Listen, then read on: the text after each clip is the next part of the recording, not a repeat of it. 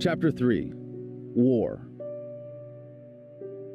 Section 1. The greatest crime against freedom. If the worst crime that can be committed against an individual is murder, then the worst possible crime is organized, deliberate, self-righteous mass murder. War is just a word that governments use to make mass murder and theft seem acceptable. Only the sickest and most deranged individuals support murder as a matter of policy, and only the sickest and most deranged governments engage in war. To get away with it, they have to convince a critical mass of the population to materially support it. It's not too difficult when they are already convinced that murder is acceptable if enough people do it. None of the propaganda around war can disguise its true nature. It is massive, organized violence for the purpose of expanding government power. It is the height of statism, and it is the greatest affront to freedom. Governments will go to great lengths to convince people that war is glorious, and those who oppose it are cowards. None of this changes the physical reality of war.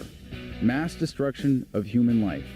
Shooting people because of the racket they are fighting for, bombing people for being in the wrong place at the wrong time, and poor men dying for the benefit of government sponsors. Wars make governments more powerful, and more powerful governments are better at ripping people off. The destruction of combat is an affront to freedom and denies us the prosperity of peace. Governments use war as an excuse to increase taxation. When they can frighten people with a foreign threat, this is much easier. Once convinced, not only will they pay their taxes enthusiastically, they will attack anyone who suggests taxes should be lower. When fear fails to trick enough young people into joining the military, governments enslave people with conscription. War diverts an incredible amount of productive capacity from serving demand in the market to destruction.